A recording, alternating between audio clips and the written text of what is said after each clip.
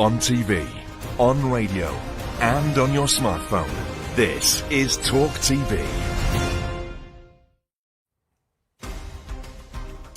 Tonight on Piers Morgan Uncensored, a stunning exclusive interview and a dramatic story of survival.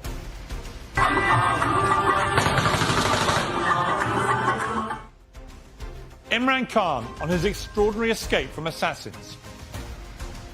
My right leg buckled under me because it was hit by these bullets.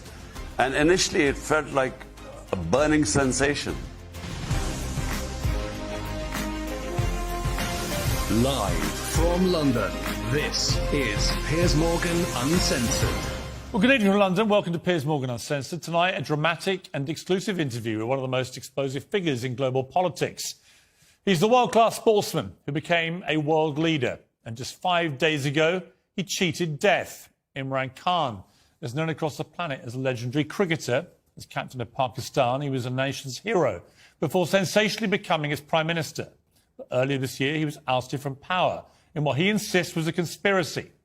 And last week, rallying supporters for a march on the capital and a stunning political comeback, this happened.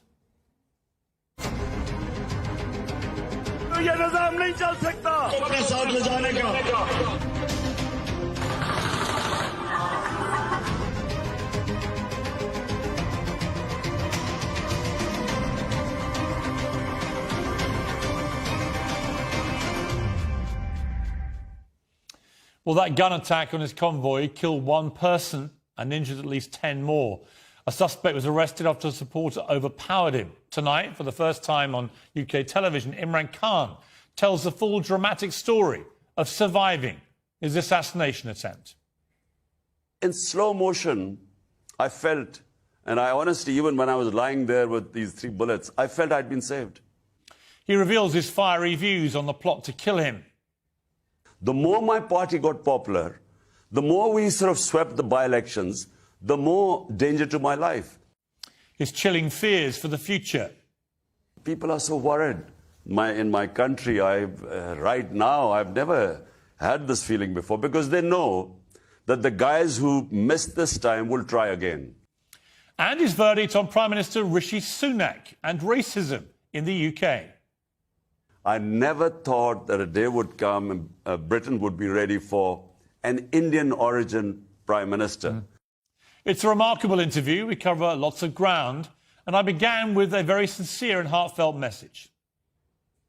Well, I'm joined now by Imran Khan. Imran, great to see you, and it really is great to see you. How are you, is my first question. Recovering, Piers. I've had 3 bullets taken out from my right leg and some shrapnel on my left leg. So one of the bullets has fractured my shin bone. So that would take a bit of time. But I'm recovering. Glad that it could have been a lot worse. You know, it was back in June that we spoke, and I asked you directly about how you felt about the threat of assassination. You were aware of a plot then to try and kill you. When I entered politics, I actually had conquered my fear of dying. But when that moment happens, when you start to hear gunfire, what on earth was that like for you? Do you know, first it sounded like firecrackers. And then, you know, my right leg buckled under me because it was hit by these bullets. And initially it felt like a burning sensation. And as I was falling, there were 2 shooters. One was on the left side, and he would have got me on the top body, but he was only 20 feet away. So this very brave person in the crowd went after him and went for the gun. So the gun went down, this pistol, which was on automatic. And when it went down, it hit my leg. So when I fell, there was another shooter in front, and when he fired, the bullets went over me. So as I was falling, these bullets were going over me. Only you, Imran, could be slightly smiling as you tell this story. I mean, to me, this sounds utterly horrifying. This is 2 people trying to kill you. It was a plot. Look, Piers, I told you when I spoke to you in June that there was this plot. Why did they want to kill me? Because when the whole conspiracy to change my government and this regime change, they expected that the party would just wither away or it'll take years for it to recover. In fact, what happened was that unprecedented public reaction. And you had millions of people coming on the streets the next day to protest against the regime change. So I think from then onwards, what they expected was that my popularity or my party would go down. In fact, it went up. That's when my life came in danger.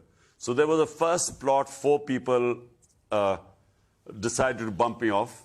I found out, because remember, I was head of the intelligence agencies for 3.5 years when I was the Prime Minister. So I named those people in a video and announced that if anything happens to me, these 4 people would be exposed. They're powerful people. And then because of that, it protected me. But then the party became even stronger. 75% of all by-elections were swept by my party against all the parties put together. So 11 parties on one ticket and my party on, and we got 75% of the election. So that's when the second plot came in. Now this plot was to have me bumped off by a religious fanatic, and it would be that I had committed blasphemy. So this plot started in September. And I found out, again, how I find out is from within the intelligence agencies, because people are appalled by what is going on here. So I found out. I again went on the media, on public rallies, 2 public rallies on 24th of September and 7th of October, and said that they are preparing the grounds, and it was a media first which prepared the ground, and I know who was behind it. And then they would have exactly what happened to me. Someone would claim I'm a religious fanatic, he's offended my sensitivities about religion, and he would shoot me. So this was, again, it's on record. The whole script I announced in 2 public rallies. And that's what happened. That's what they did. Imran, notwithstanding the fact that you had these threats on your life, to actually go out and face big crowds week in, week out, month in, month out. You know, I know you from your past as a fearless cricketer. This is a whole different world, thinking that somebody may be there wanting to take your life. How did you deal with that? How did it make you feel? Piers, when they imposed this, a government of crooks, and let me tell you, the whole country knows it's a government of 2 families who've been stealing money from this country, who've been in jail, their books written on their corruption.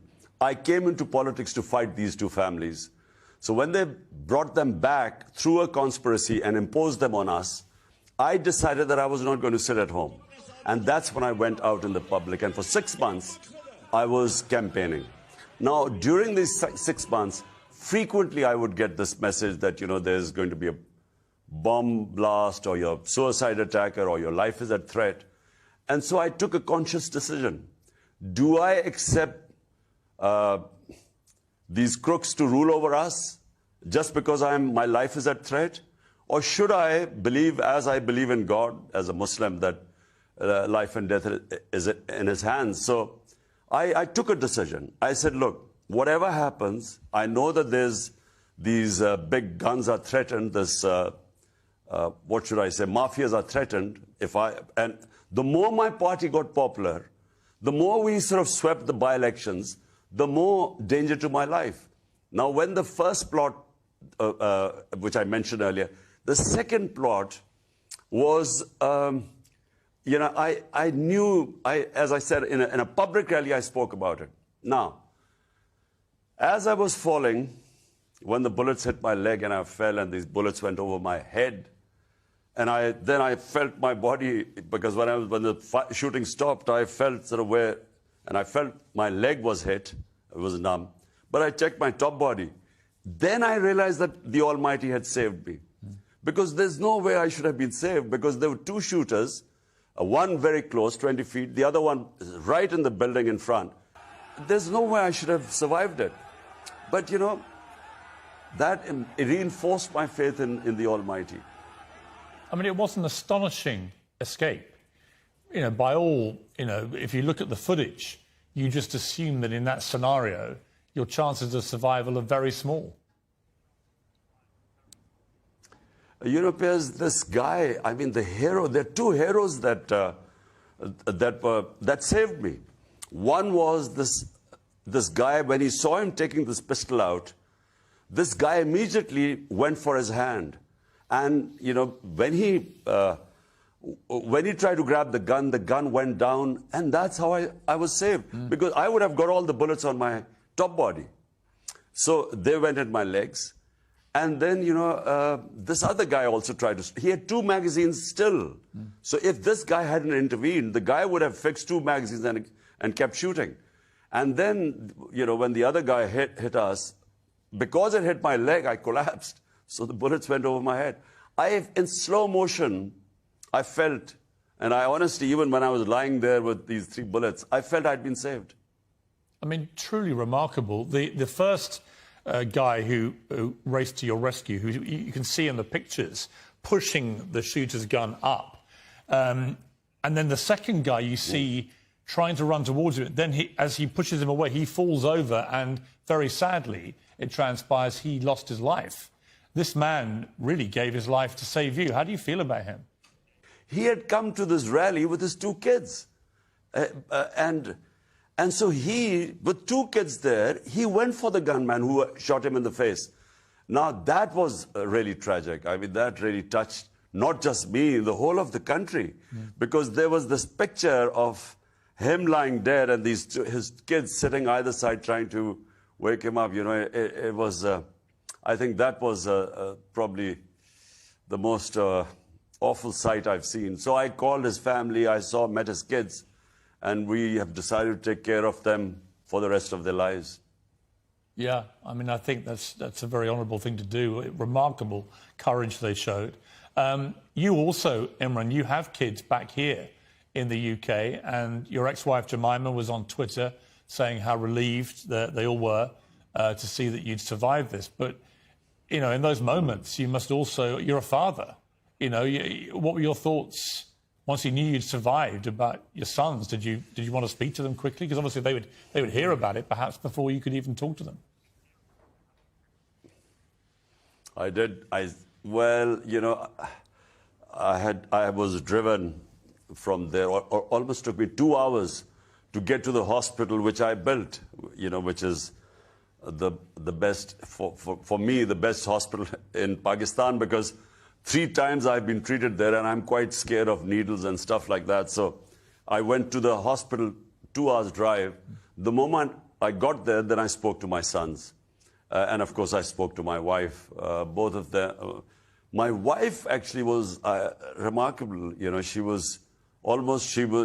you know, the fact that I was saved, she was quite relieved.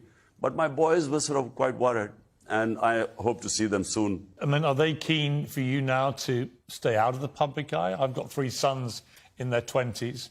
I would imagine if something similar happened to me, the first thing they would want is an assurance from their father that I wouldn't be putting myself over the parapet. I know you, and I know how committed you are to this. I'm sure you want to continue. But is that on your mind, your sons, and how they feel? My sons, when they were younger, I'm talking about my older son was very sensitive. So when they were about 8, 9 years old, my older son, that's when he used to worry a lot, you know, and he always wanted me out of politics. But, you know, I feel that, you know, we human beings have a responsibility to our society. And this is the spiritual way of life. There are 2 ways. One is material yourself, the other is the spiritual. And some 30 years ago, when I went on the spiritual path, that's the only reason I came into politics, because I realized I had a responsibility being so privileged in this country. So therefore, you have to have faith. And faith is in God. And the one verse in the Quran that it's when the Almighty decides, it's not 1 minute before or 1 minute after. That's your time. So when I was lying on that, with these bullets, I knew I'd been saved. So it's so easy, and Piers, I've sat in a cancer hospital. I built this hospital for 5 years. My office was there. I saw healthy people coming in, going in 6 months, or some being saved. So life and death, I feel, we worry too much that we have control over it. We don't. It's in Almighty's hands. What is going to be your response, Imran? Are you just going to continue putting yourself out there, going back on protest marches, continuing to fight your cause? Will nothing change? Well, no. The moment my leg heals, I'm going to be out again. But, people are so worried. In my country, right now, I've never had this feeling before because they know that the guys who missed this time will try again. Public in Pakistan knows this because these are powerful people. And they also are worried that whenever there are elections, my party is going to sweep the elections. All opinion polls, surveys, all these by-elections, they reflect that my party now is the most popular party in Pakistan. So because of this threat and worried if I win, they are going to try again. We all know it. So I've doubled my security at my house. I mean, you are a remarkably phlegmatic character, Imran. And again, I go back to when I watched you play cricket and you faced the fastest bowlers probably the world has ever seen. And you did it with swashbuckling panache and audacity and courage. But it's one thing facing fast bowlers in a cricket match, quite another going back out after people have tried to shoot you dead and know that they may try again. Where are you getting this strength of character from? There's faith. I have, I never really had faith in my life till much later, at the end of my cricketing career. And it's very clear there are two ways of spending your life. One is, where you're conscious, the spiritual life, which is that there is a purpose to existence and how much the Almighty gives you, the more responsibility He puts on you. So that's one way. And the other is living for yourself, which is very easy. I mean, even from after cricket, I never had to work after that. I could easily live a very comfortable life. So it was a conscious decision some 30 years ago. You're very passionate about who you think ordered this and executed it. But who do you trust in Pakistan to properly, impartially investigate this? Well, let me tell you that in the institution of the army, people are extremely upset what has happened. So it's not as if the whole institution is involved. I believe that this intelligence officer, I know there are two accomplices. And remember, the intelligence services are under the Prime Minister. So there's the Prime Minister and the Interior Minister.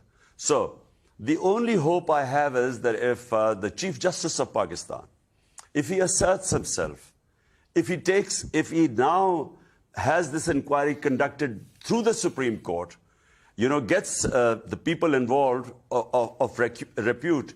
Already there's a case. There was the best investigative journalist in Pakistan, Arshad Sharif. He was he was talking about this regime change, and he was always backing my point of view. He was the #1 journalist. He was hounded out of Pakistan. The same intelligence officers were involved. He was threatened. He left Pakistan for Dubai. He went to Kenya. He was assassinated in Kenya.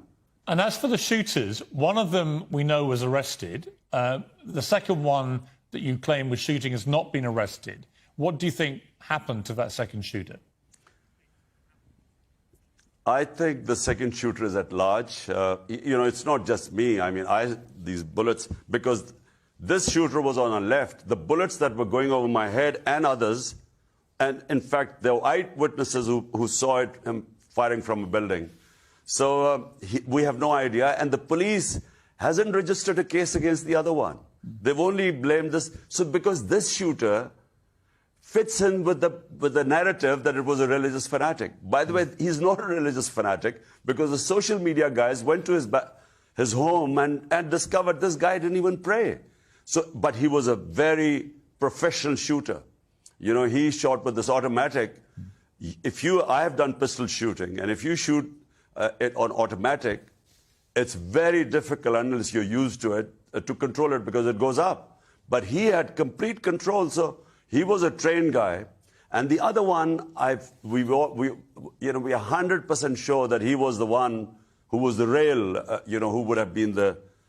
If he missed me, he would have got me.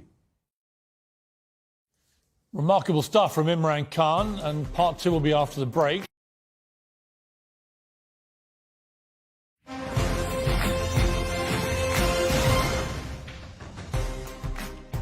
Well, welcome back. In my second half of my exclusive interview with Imran Khan, we talk about British Prime Minister Rishi Sunak and what the first Hindu British PM says about modern Britain. And a warning, there's some strong language here.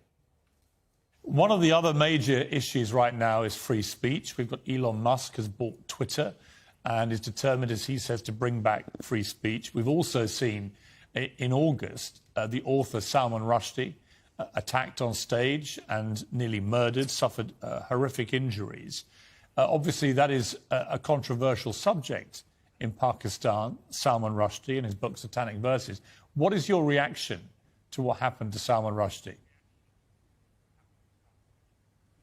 I've already given my reaction, Piers. As you quite rightly have pointed out, it is especially in our country, it's extremely controversial. I mean, is it so controversial you don't want to say anything? I have enough issues right now to deal with rather than, have other issues on my head.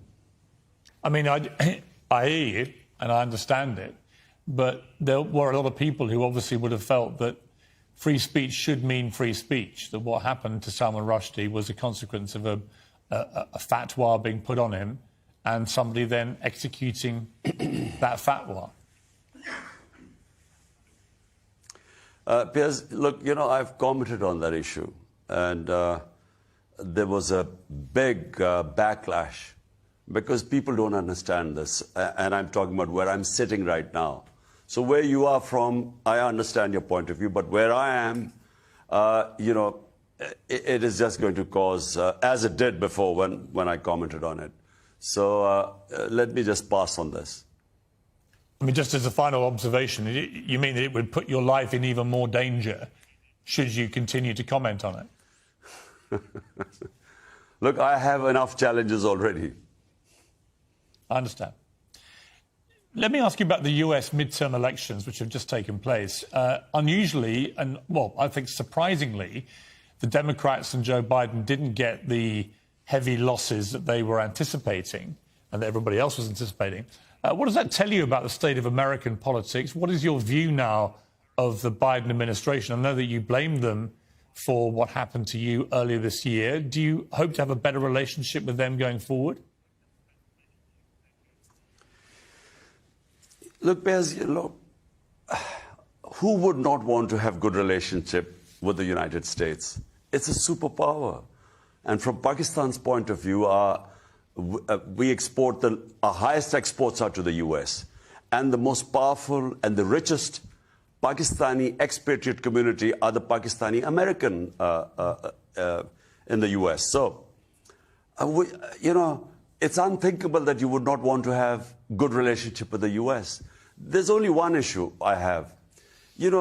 Pakistan and US relationship has been like a transactional master-slave relationship. When Pakistan is needed, we serve a purpose and then and we degrade ourselves. By the way, I don't blame the US that much. I think we allow ourselves to be used like a tissue paper. And it's humiliating as a Pakistani that, we got independence the same time as India. India has, a very dignified relationship with the US. Every country wants to protect its interests. India stands for its interests. But what Pakistan has done is we've been like slaves. We've been used, like, for instance, the war on terror. Pakistan had nothing to do with 9/11. We were, the head of our state claimed that they were forced into this war by the US because the US would bomb us into Stone Age. We ended up losing 80,000 Pakistanis in a war that had nothing to do with us. So that's what I object to. I want a relationship like India has with the US. We have in the UK now the first Prime Minister who's come from an Asian background, Indian heritage, Rishi Sunak. You spent a lot of time in the UK. Were you surprised by that? Were you pleasantly surprised that we've finally gone for a non-white Prime Minister? I am surprised because, you know, what I had, you know, and I remember I went there as an 18-year-old, and then there were these skinheads around, and they would beat up anyone Asian. They would beat them up and call them Pakis. So I saw that, you know, the beginning, and racism was very obvious at that time. As a cricketer, as a young cricketer, I used to feel racism in county cricket. But when I became faster and a fast bowler, then, of course, if there was racism, it was behind my back. It wasn't on the cricket field. But in the beginning, there would be racist comments right on your face. But I saw the change take place. But I must confess, I never thought that a day would come and Britain would be ready for an Indian origin Prime Minister. And I think it's very positive. You know, he's a massive cricket fan. He goes and has nets at the Oval. I said, are you a defensive batsman? He went, absolutely not. Front foot. Very much in the Imran Khan category of batsman by the sound of it. Are you comforted that we have a leader in this country who's a cricket fan? I always think they're on a different level of human being, superior. Look, it's Britain. I mean, whoever becomes the Prime Minister right now, you know, he has to have the ability to take pressure because it's going through, I feel, probably one of the, I mean, ever since I've, you know, been in touch with Britain, 70s, there were these coal miner strikes and so on strikes. But since then, I think this is probably the toughest time the country is going through. So it's not going to be easy. He needs to be, it'll be a baptism of fire for Rishi Sunak. Yeah. Do you know, have you met him? No, I've never met him. Would you like to? Yes, one day. Yes, I would. I want to end on a positive note, Imran. It's been a riveting interview, as always, with you, but particularly given what happened to you. The T20 World Cup, literally moments before I sat down for this interview, Pakistan had a fantastic win over New Zealand and have roared into the T20 final, where they may end up playing England. A repeat of '92 World Cup, because we beat New Zealand in the semi-finals and then we played England in the final. Yes, it's a country celebrating right now. It's as you say, it's not been easy. Probably not even in England, but it's not been easy here. And this win has given all of us a great boost. So we are all looking forward to the final. And I think our team looks good. I think we might just win the final. Well, let's not be too Inshallah. hasty here, Imran. I'm sorry. But our boys are coming for you. And just to remind you, we also recently won another World Cup. So we've got a bit of trophy in the cabinet. It's fantastic to see you. I started that way, and I really mean it. When I first heard about what had happened, you always fear the absolute worst, and my heart sunk, particularly given the conversation we'd had just a few months ago. So it's great to see you alive and well and recovering well, and I wish you all the very best. And thank you very much indeed for joining me. Can't think of many people in the world that would give an interview quite that way, so relaxed, just 5 days after attempted assassination, where shooters ran towards him with guns blazing. Quite a remarkable character, Imran Khan, on a cricket field and in the political arena.